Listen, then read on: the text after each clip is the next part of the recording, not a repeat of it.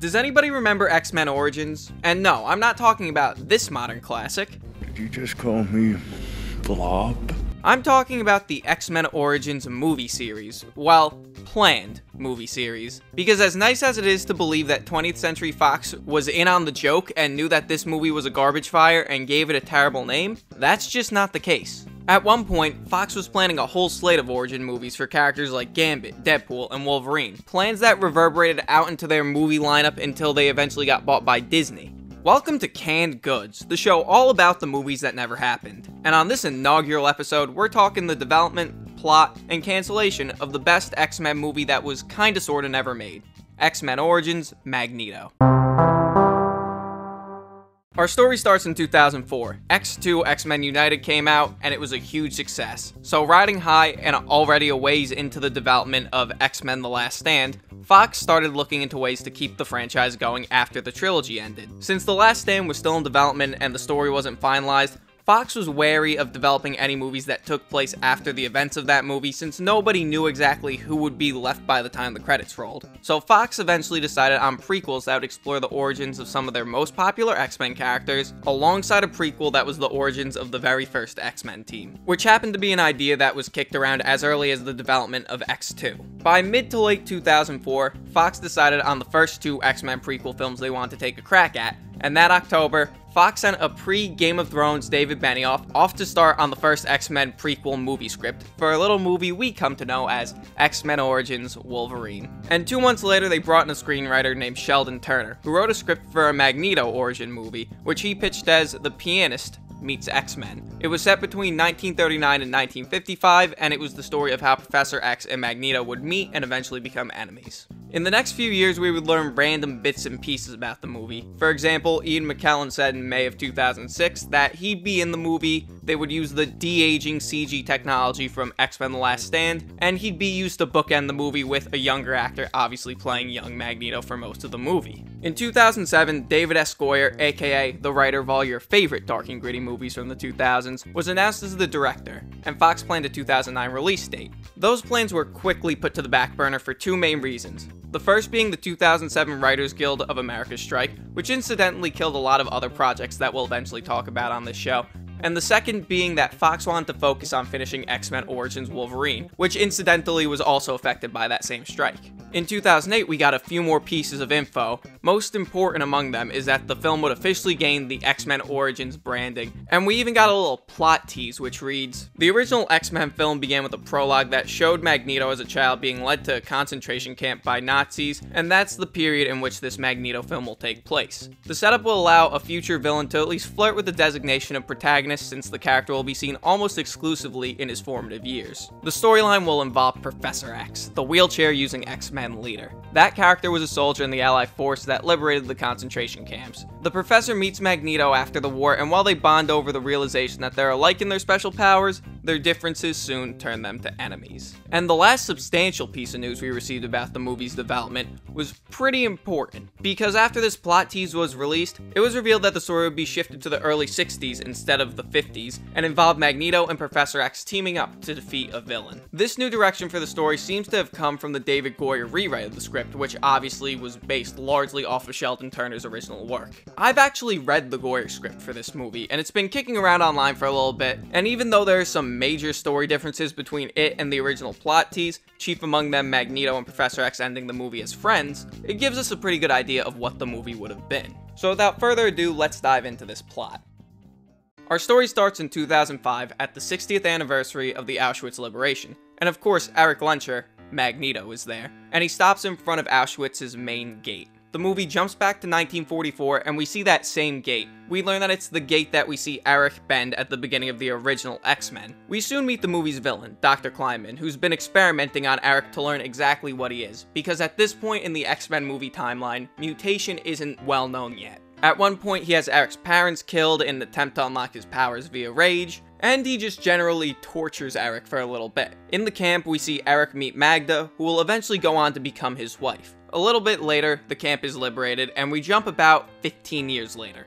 Eric, Magda, and their daughter Anya are now living in Ukraine, trying to lead a normal life. Eric works construction, and he's happy, though him and Magda are still haunted by the memories of Auschwitz. One night, Eric finds himself in a pub where he recognizes one of the Nazi officers from the camp. They get into a fight which ends with the officer pulling a gun on Eric and him using his powers to shove a steak knife in the officer's back in self-defense. At this point, Eric still can't completely control his powers, so he's horrified. And like I said, at this point, mutation isn't really a well-known thing, so the village folk believe Eric to be the embodiment of the devil or some sort of sorcerer. So naturally, they form an angry mob, burn his house to the ground with Magda and Anya still inside, and Eric is powerless, and he just has to watch it. About a year later, Eric is now living in France. This is where he meets up with famed Nazi hunter Noah Westenheim, from whom he learns that Kleinman and one of, if not his top officer, Hans Decker, are both still alive and well, living under fake names. Westenheim also gives Eric the card of a doctor who helps survivors of traumatic events upon learning that he was an inmate at Auschwitz. But we'll get to this doctor in just a little bit.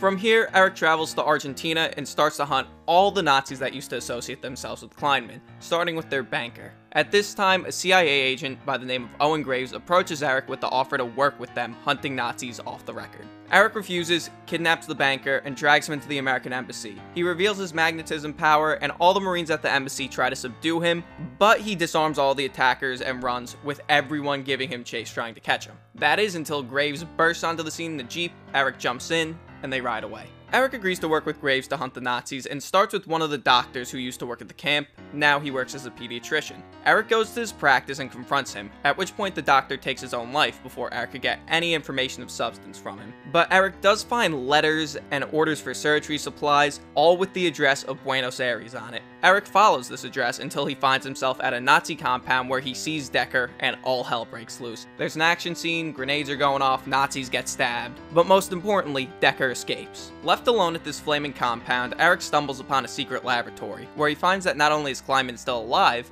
but he's also still conducting experiments. And after the scene that Eric made at the compound, the CIA is pulling Graves off the program, which leaves Eric completely alone on this journey. At this point, Eric travels back to Israel to see his last surviving family member, his grandmother, who's on her deathbed. She's basically gone and doesn't even remember who Eric is. If he didn't feel completely alone in the world before, he definitely does now. From here, Eric seeks out the doctor who helps trauma survivors, one Charles Xavier, who either works at or runs, it's not really clear, a center for people who have gone through traumatic experiences. They meet, and while it's clear that Eric and Charles have completely polar opposite differing ideologies, it's undeniable that they have an immediate connection. They pal around for a little bit, and eventually Charles takes a deep dive into Eric's mind, and we see a series of flashes of certain events from Eric's life. First, they're positive, but they quickly evolve into flashes of Auschwitz and the Nazis experimenting on him, at which point Eric leaves Xavier's institute. The next morning, Eric has a confrontation with Decker, where mere moments before his death, Eric finds a plane ticket on him that leads him to Washington, D.C.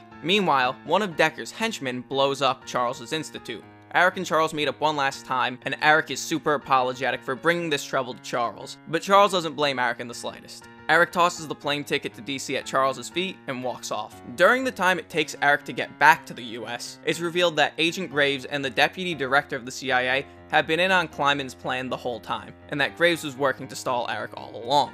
Eric confronts Graves, who's with his family, at the zoo. Graves and Eric eventually splinter off, where he tries to convince him that Kleinman is trying to right the wrongs of his past. And Eric obviously isn't buying any of it. He's ambushed by some agents and cops, he surrenders himself, but eventually escapes captivity with the help of Charles, who followed him back to DC. They drive to Kleinman's secret lair on the outskirts of the city. Eric goes into the lab and confronts Kleinman, who's guarded by two of his other experiments from Auschwitz, a pair of muscle-bound Aryan super twins. Meanwhile, Charles is working on freeing a group of mutant children who Kleinman has been experimenting on from drowning, since Kleinman was trying to wipe them off the record. And what's cool is that two of these children are heavily implied to be younger versions of Sabretooth and Mystique. Eric, after a brutal battle, defeats the twins, and Charles frees the kids. There's one problem though. Kleinman escapes. Eric follows him outside and baits him into trying to hit him with his car. Eric is successful, and instead of crushing the car with his powers, Eric just dives out of the way and Kleinman rockets into a huge tree that was behind Eric. The car bursts into flames and Eric leaves a trapped Kleinman to die in the flaming car. Eric eventually reunites with Charles and the Free Mutant kids before Eric asks, well, what's next? The scene shifts to upstate New York, with Charles buying the property for what we'll eventually come to know as the Xavier School for Gifted Youngsters, and Eric offers to help build the school with the help of his powers. There's one last quick scene that comes out of pretty much nowhere of Eric building his famous Magneto helmet and putting it on his head, before we eventually jump back to modern day, where older Professor X meets up with older Magneto, and they have an ideological back and forth about the goodness of people, against the backdrop of Senator Kelly from the original X-Men giving a speech about how mutants are as evil as Nazis, further cementing Magneto's mindset. At this point, Magneto returns to the gate, mangles it again, and walks off into the distance.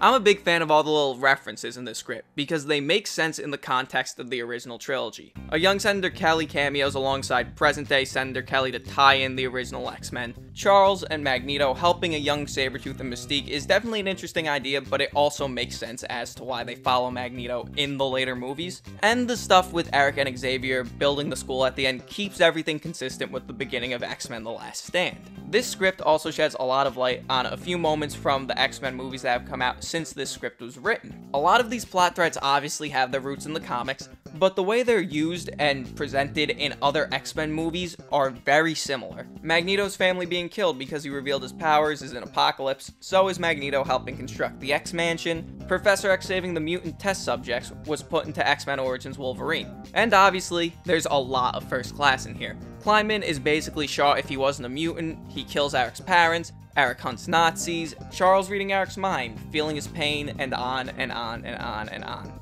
So why was it canned? A few reasons, actually. David Goyer and producer Laura Schuler-Donner, who basically oversees all the X-Men related stuff at Fox, mentioned in the run-up to X-Men Origins Wolverine that Magneto's fate would depend on how X-Men Origins Wolverine shook out with critical reception and box office. And we all know how that turned out. X-Men Origins Wolverine got super mixed reviews, and while it was profitable, it just wasn't the juggernaut that Fox was hoping for.